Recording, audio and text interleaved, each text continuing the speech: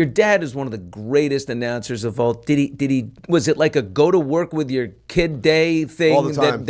Right? I mean, and you just fell in love with it, I'm assuming, as a young boy, and that was just it.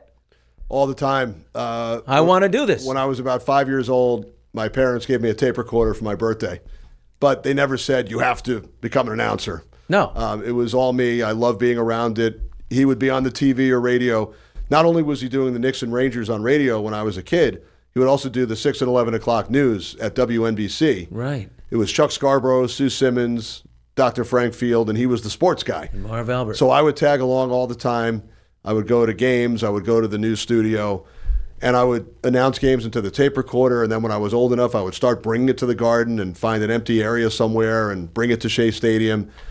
And in high school, I did a lot of sports writing also. I always wanted to be around the games and sports, and I got so lucky in 10th grade, a local cable station happened to show up at my school, growing up on Long Island, to film a girls' basketball game. And they said, we have 2 cameras. The athletic director introduced me to the producer, and I said, well, if you don't have any announcers, I'll volunteer. And they clipped a mic onto my shirt, and I did this game, and then we spoke the next day. And for the next 3 years, the late Roy Menton, who was the producer, gave me the opportunity to broadcast like 75 to 100, any sport you could think of, high school sports around Long Island. I would bring friends along as color commentators, so I felt like I had a head start on anybody else who wanted to do this. These days, there are programs for high school kids, and they can get involved, but back in the mid-'80s, those didn't exist. So. Wow. Great head start, but I would always tag along. Wound up going to NYU. We called basketball games, men and women, on the school station. But hockey was my goal on the radio. That was what I wanted to do. And I wound up filling in on some games with the Islanders. Real fortunate to get hired in 1990 with a minor league team called the Baltimore Skipjacks down in Maryland. Jesus. And 2 years of doing the games, getting the reps, but at that level, you do whatever they need. You go pick a player up at the airport. But that's really how you 10-hour bus rides, but that's how you learn. And I was telling Howie the story earlier. Hockey players all have nicknames. Either they add a Y at the end, so you would be Bushy. Bushy, I'm always Bushy when I play. Or if there's a player with a similar name, sometimes you take on the first name of the other player.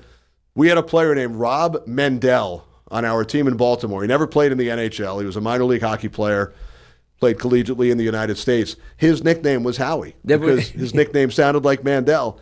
Everyone called him Howie. Nobody knew his first name. What a compliment. Nobody knew his first name was Rob. Isn't that unbelievable? Oh, man. I remember when I was, my claim to fame as a player was my junior year at St. George's School in Newport, Rhode Island. My job was to shadow Tony Amonte. Oh, wow. If Amonte was on, I was quick, I was fast, and they said, all right, Bushy, if Amonte's so on the ice. your nickname was Bushy? I was Bushy. Oh, yeah, Coach Rob Olson, he called me Bushy from Saskatoon. He would say, Bushy, when he hits the ice, you hit the ice. And whoever's on, get off, Bushy is going to shadow this guy. I kept him to 1 goal in 3 periods of hockey, and that was my highlight. And then my freshman year, 2 years before that, Jeremy Roenick was a senior, and we played Thayer Academy, where he went with Tony. Right. And Jeremy Roenick, the final score was 16-1. Roenick scored 6 goals in the first period, and they sat him down. He went back to the locker room, didn't even have to shower, just put on the suit, and that was it. Great guy, Hall of Famer. Oh, my God, Hall of Famer. Worked a couple of events with Jeremy, NHL skills competitions. He was the analyst, so got to know him a little bit. By the way, getting back to the tagging along question, the only time I've ever been in the Oval Office, my father was interviewing a family member of yours. W or HW? Older or younger? Older. HW. Oh. So I have a picture. We have a family photo. Oh, wow. He was interviewing him in 1989 about his baseball career at Yale. It was for a baseball pregame show on NBC. So we have a family photo. The national championship Yale Bulldogs. Yep. Back when Yale could win a Division I national. I was in college at the time, but that's a memorable moment for us. Oh, man. That's beautiful. And your dad retired in 2021. How's his health? He's great. He's great. He's 85 in June. He'll be 85 this year. Oh, you want to know something? But good health. You just made me think of something. I think your dad's birthday is June 12th. And you know who else's birthday is June 12th? My uncle, George H.W. Bush. I knew that. I wonder if in the interview they must have said. I'm not sure if that came up, but I did know that. They have this. Of course you did, because you have a head full of I remember back in the statistics. day when people read newspapers on birthdays, they would always list celebrities or sports people or politicians, their birthdays. And on June 12th, they were always listed right next to each other. You know what one of the great play-by-play calls of all time was that doesn't get enough credit? It was Howard Cosell. Howard Cosell did one great play-by-play. Did you ever see this? Let me just see if does this jog a memory for you? Do you recall this? You ever seen that? I've never seen that. This is a Woody Allen movie called Bananas. I remember Bananas. I don't necessarily remember this scene. And Howard Cosell is in the suite, and he's broadcasting the consummation of the marriage between Fielding Mellish and his beautiful Natalie, I think it is. I'll have to go back and check that out. And we're here, and there's a crowd, like it's a boxing. The bed is a boxing ring, and there's a crowd in the bedroom, and and here comes Mellish, and Mellish comes running in with a towel, and they jump in the sack, and as they're consummating their marriage, Howard Cosell is doing play-by-play. Oh my God! If you have not seen I need to go back and see that. It's been a while. Well, you're on enough planes. It's been a while. You'll download it. One of the other great calls was, and we found out it was true.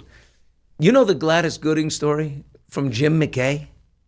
Well, she was the organist, right? She was the organist. Well, there's a sort of a trick question. People say who played for the Knicks, Rangers, and Mets. Only one person. And obviously, no athlete played for all those teams, but it was the organist. The great Gladys Gooding. So, speaking of your old man, Locust Valley. You're from Locust Valley of New York? Not far from there. Grew up in Sands Point, Port Washington. Okay, there you go. Long Island. Locust Valley's very snobby. I mean, we weren't Locust Valley. You don't seem like a Locust Valley guy. I lived in Manhattan. I was born 3 months premature, believe it or not. So I lived my first 2 months of my life in Lenox Hill Hospital in an incubator. Little Kenny. 1 pound, 15 ounces. What? 1 pound, 15 ounces when I was born. 2 months in an incubator. We moved to Long Island when I was 2, Sands Point when I was 5. So I grew up there, went to high school in Port Washington, and college at NYU. First 5 years professionally in Maryland and D.C. Jeez. And now Jersey for the last 26 years. How big is 1 pound 5 ounces if you had to 115. Yeah, pretty small. Pretty small. Okay, so I had a twin brother who didn't survive. They didn't know they were having twins. The other baby didn't survive, and I fought it out in the hospital for 2 months. Is it the size of the stuffed animal they gave out at the Olympics? Or? Maybe smaller, actually. Smaller. Maybe smaller. Little baby Kenny, just a teeny little Kenny. Very small little Kenny. Very small.